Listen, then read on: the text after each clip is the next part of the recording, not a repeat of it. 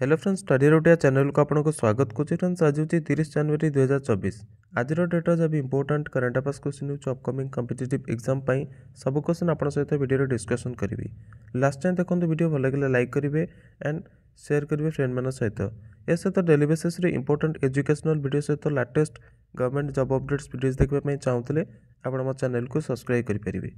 जदि कौन video PDF कि इंस्टांट अपडेट पाइप चाहते तेज आप टेलीग्राम एवं व्हाट्सएप चैनल जॉइन करेंगे। तार लिंक वीडियो डिस्क्रिप्शन बॉक्स में मिल जाव। तेज चलतु डेनकर आरंभ करवा आज important question answer. Question number 1 who was bestowed with the esteemed freedom of the city of London honour. प्रतिष्ठित freedom of the city of London सम्मान सहित निम्नलिखित मान क्या सम्मानित करागला। क्वेश्चन करेक्ट आंसर होची अजित कुमार मिश्र। ब्रिटेन ने भारत में जन्मित एक प्रमुख वकील अजित कुमार मिश्र को freedom of the city of London award सम्मानित करागला। तेज यह पुरस्कार आईन और सार्वजनिक जीवन में असाधारण योगदान मान्यता दिगला। तेज अजित मिश्र जी कि UK India legal partnership UKILP संस्थापक एवं अध्यक्ष अटंती। तेज 2 दशक अधिक से प्रोफेशनल अनुभव सहित जी कि भारत और यूनाइटेड किंगडम मध्य M&A एवं वाणिज्यिक लेनदेन नेतृत्व करछंती। Next question Who has taken the oath as a representative from the Dalit community in the Supreme Court? तेज सर्वोच्च न्यायालय दलित समुदाय प्रतिनिधि रूप में निम्नलिखित मान किए शपथ नेले। एक क्वेश्चन करेक्ट आंसर होची जस्टिस प्रसन्न भालचंद्र बरले।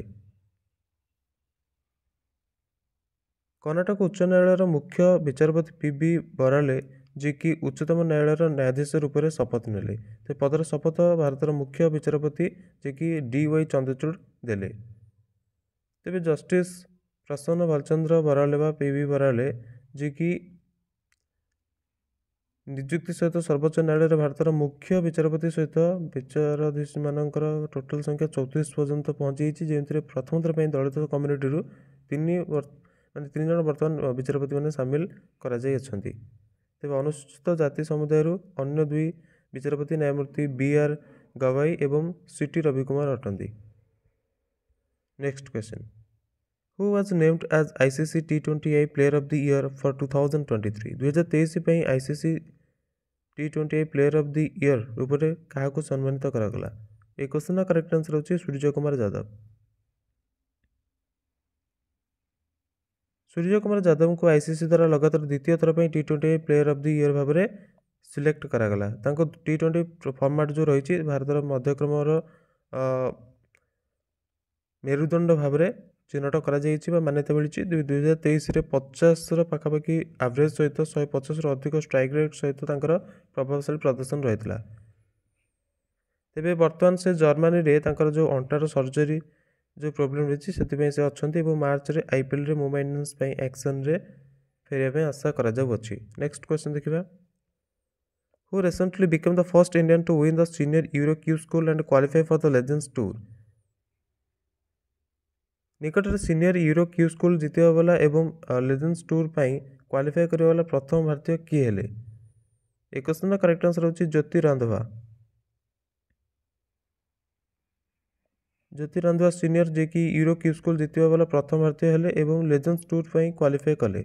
अनुभवी गल्फर ज्योति रांधवा सीनियर यूरोपियन टूर रे क्वालिफाइंग स्कूल शीर्ष पर रहिबा वाला एवं एही सीजन रे लेजेंड्स टूर रे खेलबार पूर्ण अधिकार दाबी उपस्थापन करने प्रथम भारतीय हेले। तो रांधवा टोटाल स्कोर 12 अंडर 276 रहा एवं से निजर निकटतम प्रतिद्वंदी 4 शॉट आगे रहिले। नेक्स्ट क्वेश्चन देखा how many individuals were honoured with the जीवन रक्षा पदक series of awards by the government of India in 2023? 2023 Bharat सरकार द्वारा केते जन व्यक्ति को जीवन रक्षा पदक सीरीज व श्रृंखला पुरस्कार सहित सम्मानित करागला। एक क्वेश्चन करेक्ट आंसर होची 31। साहस और निस्वार्थतार अनुकरणीय कार्य मान्यता राष्ट्रपति द्रौपदी मुर्मू 31 व्यक्ति को प्रतिष्ठित जीवन रक्षा पदक श्रृंखला पुरस्कार 2023 प्रदान कर मंजूरी दे दी। तेज ए 3 जन को सर्वोत्तम जीवन रक्षा पदक 7 जन को उत्तम जीवन रक्षा पदक और 21 जन को जीवन रक्षा पदक सहित सम्मानित कर। मन रखिए जीवन रक्षा पदक श्रृंखलार पुरस्कार से व्यक्ति को दि जाए जी कि द्वितीय माने अन्य जीवन को बचाइबार मानवीय साहस और असाधारण कार्यर प्रदर्शन करते। ସେହିପରି ସର୍ବୋତ୍ତମ ଜୀବନ ରକ୍ଷା ପଦକ, ଉତ୍ତମ ଜୀବନ ରକ୍ଷା ପଦକ ଏବଂ ଜୀବନ ରକ୍ଷା ପଦକ ରୂପରେ ବର୍ଗୀକୃତ ଏହି ପୁରସ୍କାର ଜୀବନର ସମସ୍ତ କ୍ଷେତ୍ରରେ ବ୍ୟକ୍ତିମାନଙ୍କ ପାଇଁ ଖୋଲା ଅଟେ। ତେବେ ଏହି ମାନ୍ୟତା ମରଣୋପରାନ୍ତ ବି ପ୍ରଦାନ କରାଯାଇ ପାରିବ, ଯିଏକି କୌଣସି ବି ଦ୍ୱିତୀୟ ଜୀବନକୁ ବଞ୍ଚାଇବାର ପ୍ରୟାସରେ କରାଯାଇଥିବା ଅନ୍ତିମ ବଳିଦାନ ସ୍ୱୀକାର କରିଥାଏ। ନେକ୍ସଟ କ୍ୱେଶ୍ଚନ୍ ଦେଖିବା। During the year 2024, how many individuals were vested with the President's Medal for Gallantry? ବର୍ଷ 2024 ସମୟରେ କେତେଜଣ ବ୍ୟକ୍ତିଙ୍କୁ ବୀରତା ପାଇଁ ରାଷ୍ଟ୍ରପତି ପଦକ ସହିତ ସମ୍ମାନିତ କରାଗଲା? ତ ଏହି କ୍ୱେଶ୍ଚନ୍ ଆନ୍ସର ହେଉଛି 2 ଜଣ। ଗଣତନ୍ତ୍ର ଦିବସ 2024ରେ ରାଷ୍ଟ୍ରପତି ପଦକ ପ୍ରାପ୍ତ 2 ଜଣ BSF କର୍ମୀମାନଙ୍କ ସହିତ 1132 କର୍ମୀଙ୍କ ବୀରତା ସେବା ପଦକ ପ୍ରଦାନ କରାଗଲା। ତେବେ ଗଣତନ୍ତ୍ର ଦିବସ 2024 ଅବସରରେ ପୁଲିସ, ଅଗ୍ନିଶମ ସେବା, ହୋମଗାର୍ଡ ଏବଂ ନାଗରିକ ସୁରକ୍ଷା ଏବଂ ସୁଧାର ସେବାରେ ଟୋଟାଲ 1132 କର୍ମୀମାନଙ୍କ ପାଇଁ ବୀରତା ଏବଂ ସେବା ପଦକର ଘୋଷଣା କରାଯାଇଥିଲା। ତେବେ ନିକଟରେ ପୁନର୍ଗଠନ ପରେ ଏହି ପୁରସ୍କାରରେ 4ଟି ଶ୍ରେଣୀରେ ବର୍ଗୀକୃତ କରାଯାଇଛି। ବୀରତା ପାଇଁ ରାଷ୍ଟ୍ରପତି ପଦକ PMG, ବୀରତା ପାଇଁ ପଦକ GM, ବିଶିଷ୍ଟ ସେବା ପାଇଁ ରାଷ୍ଟ୍ରପତି ପଦକ PSM ଏବଂ ମେଧାବୀ ସେବା ପାଇଁ ପଦକ MSM। ତେବେ ଯେଉଁଠାରେ 2 ବ୍ୟକ୍ତିଙ୍କୁ ବୀରତା ପାଇଁ ରାଷ୍ଟ୍ରପତି ପଦକ ସହିତ ସମ୍ମାନିତ କରାଗଲା, ସେଠାରେ 275 ବ୍ୟକ୍ତିଙ୍କୁ ବୀରତା ପଦକ ସହିତ ସମ୍ମାନିତ କରାଗଲା। ସେହିପରି ବିଶିଷ୍ଟ ସେବା ପାଇଁ ରାଷ୍ଟ୍ରପତି ପଦକ 102 କର୍ମୀମାନଙ୍କୁ ଏବଂ ସରାହନୀୟ ସେବା ପଦକ 753 କର୍ମୀମାନଙ୍କୁ ପ୍ରଦାନ କରାଗଲା। Next question. Which country has initiated the world's first routine immunization program against malaria for children? ତେବେ ନିମ୍ନଲିଖିତ ମାନଙ୍କ ଭିତରୁ କେଉଁ ଦେଶ ପିଲାମାନଙ୍କ ପାଇଁ ମ୍ୟାଲେରିଆ ବିରୋଧରେ ଦୁନିଆର ପ୍ରଥମ ନିୟମିତ ଟିକାକରଣ କାର୍ଯ୍ୟକ୍ରମ ଆରମ୍ଭ କଲା? ତ ଏହି କ୍ୱେଶ୍ଚନର କରେକ୍ଟ ଆନ୍ସର ହେଉଛି କ୍ୟାମେରୁନ୍। କ୍ୟାମେରୁନ୍ ପିଲାମାନଙ୍କ ପାଇଁ ମ୍ୟାଲେରିଆ ଏଗେନ୍ଷ୍ଟରେ ଦୁନିଆର ପ୍ରଥମ ନିୟମିତ ଟିକାକରଣ କାର୍ଯ୍ୟକ୍ରମ ଆରମ୍ଭ କରିବା ପ୍ରଥମ ଦେଶ ହୋଇଗଲା। ତେବେ ଏହି ଅଭିଯାନ 22 ଜାନୁଆରୀରେ ଆରମ୍ଭ ହୋଇଛି ଏବଂ ଏହା ଆଫ୍ରିକାରେ ମ୍ୟାଲେରିଆ ସହିତ ଲଢ଼ିବାର ପ୍ରୟାସରେ ଏକ ମହତ୍ତ୍ୱପୂର୍ଣ୍ଣ ମାଇଲର ପଥର ବୋଲି କୁହାଯାଉଛି, ଯେଉଁଠାରେ ଏହି ରୋଗର କାରଣରୁ ବୈଶ୍ୱିକ ମ୍ୟାଲେରିଆ ହେବା ବାଲା 95% ମୃତ୍ୟୁ ହୋଇଥାଏ।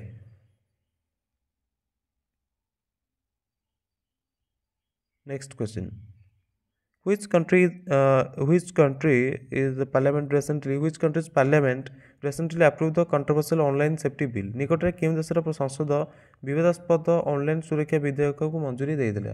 ତେବେ ଏହି କ୍ୱେଶ୍ଚନର କରେକ୍ଟ ଆନ୍ସର ହେଉଛି ଶ୍ରୀଲଙ୍କା। ଶ୍ରୀଲଙ୍କା ସଂସଦ ନିକଟରେ ଅନଲାଇନ୍ ସେଫ୍ଟି ବିଲ୍କୁ ମଞ୍ଜୁରୀ ଦେଇଛି, ଯାହାର ଉଦ୍ଦେଶ୍ୟ ହେଉଛି ଅନଲାଇନ୍ ସାମଗ୍ରିକ ବିନିମୟ କରିବା।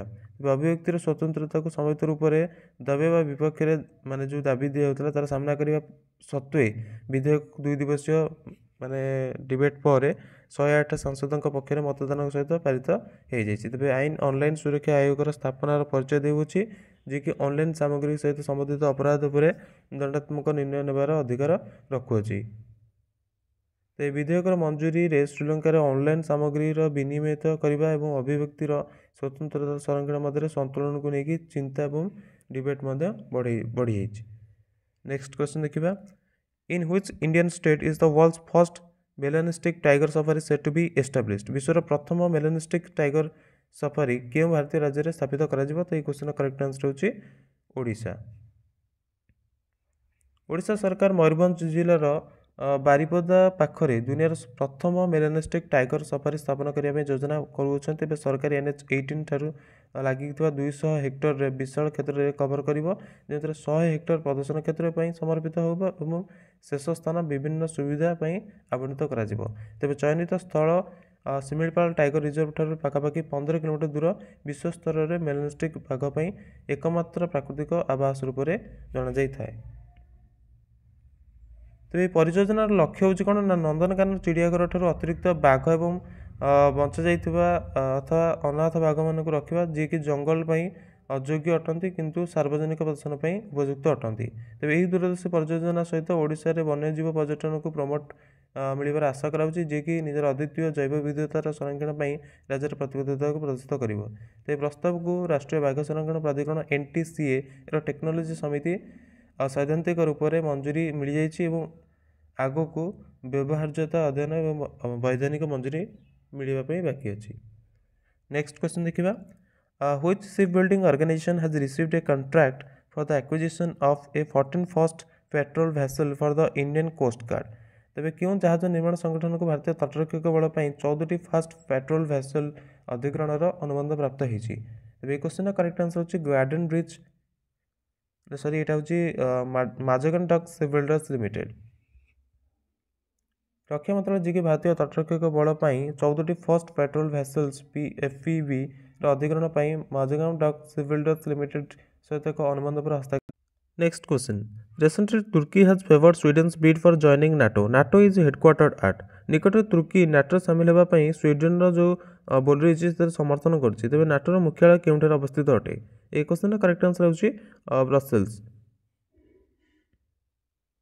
तुर्कीर संसद जी कि स्वीडेन नाटो सदस्यता बोली को मंजूरी देवा सहित पक्षर 287/55 भोट देछि। तेबे नॉर्थ जो नाटो रही तार संपूर्ण नाम होछि नॉर्थ आटलांटिक ट्रिटी ऑर्गेनाइजेशन बा ताकू उत्तर आटलांटिक संधि संगठन बोली कह जाय।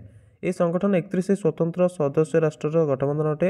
यह 4 एप्रिल 1949 उत्तर आटलांटिक संधि उपर हस्ताक्षर करने पर स्थापित कर यार हेडक्वार्टर होची ब्रसेल्स जोटा कि बेल्जियम अवस्थित अटे। फिनलैंड 4 एप्रिल 2023 उत्तर आटलांटिक संधि संगठन नाटोर नवीनतम सदस्य अटे। तो आपको क्वेश्चन भी पचार दे पारे लाटेस्ट सदस्य नाटोर किए जॉइन कर फिनलैंड जमीन निजर सुरक्षा नीति एक ऐतिहासिक चेंजेस पूरा करता। तबे फिनलैंड मित्र देशों विदेश मंत्री मान 2 दिवसीय बैठक ठीक पूर्व मंगलवार जी कि 4 एप्रिल 2023 नाटोर 31तम सदस्य होता। तेज यह संगठन मूल लक्ष्य होची राजनीतिक और सैन्य जो तरीका रही सहित मित्र राष्ट्रों स्वतंत्रता और सुरक्षार रक्षा करवा। यह सदस्यों को समस्या मान हल करने समाधान कर विश्वास कर लंबा समय संघर्ष को रोकने रक्षा और सुरक्षा संबंधी इश्यूज उपर परामर्श और सहयोग कर सक्षम करुँच। तेज अनुच्छेद 5 कहुच्छी कि एक सहयोगी एगेन्स्ट निजर जो आक्रमण से समस्त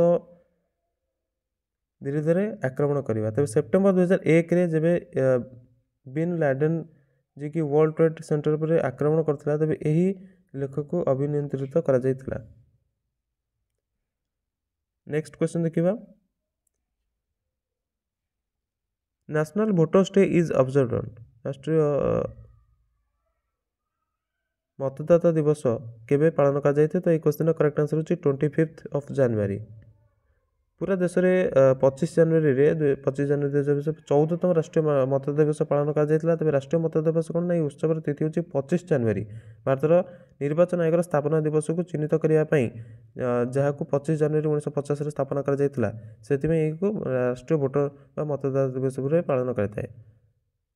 तेज ये जो पालन करा कौन पे कौ दिन पालन कर 2011 मसीह एक प्रत्येक वर्ष पालन करा उद्देश्य हूँ विशेष रूप से नुआ मतदाता मान नामांकन को प्रोत्साहित करवा भोटिंग एवं अवेयरनेस क्रिएट करवा भोट आप दिंतु आपण हाथ में देशर भविष्य। नेक्स्ट क्वेश्चन देखो कौन रही which country will host the 2027 world test championship final. तो 2027 विश्व टेस्ट चैंपियनशिप फाइनल आयोजन केउं देश करिवो। तो ये क्वेश्चन करेक्ट आंसर होची इंग्लैंड। इंग्लैंड 2027 एक आउ थे पुणी विश्व टेस्ट चैंपियनशिप फाइनल आयोजन करने प्रस्तुत होती यही देश में आयोजित होगा लगातार चतुर्थ संस्करण बर्तमान हो। अंतरराष्ट्रीय क्रिकेट परिषद ICC 2024 ठारू 2027 पर्यंत एक सामाजिक उत्तरदायित्व प्रदाता एक अनुरोध प्रस्ताव RFP जारी करता जमीन से अवधि समय ICC आयोजक मानकर आयोजन करने वाला देशर रूपरेख दि जाता। तेज इंग्लैंड 2021 और 2023 वर्ल्ड टेस्ट चैंपियनशिप फाइनल मैंने पूर्व 2 संस्करण आयोजन कर 2025 world test championship final England होगा जाऊँगी। तो बर्तमान Australia world test championship winner अच्छी आगुरी न्यूजीलैंड होता। सो फ्रेंड्स ये आज किसी इंपोर्टेंट क्वेश्चंस आई होप आपण मानक ये क्वेश्चंस गुड़ी भल लगी कारण मोस्ट इंपोर्टेंट क्वेश्चन गुड़िक भल लगी लाइक करेंगे एंड फ्रेंड मान सहित शेयर करेंगे and daily basis important education video सहित लेटेस्ट कमेंट जब अपडेट्स वीडियो देखिए चाहते हैं आप चैनल को सब्सक्राइब करेंगे। Thanks for watching.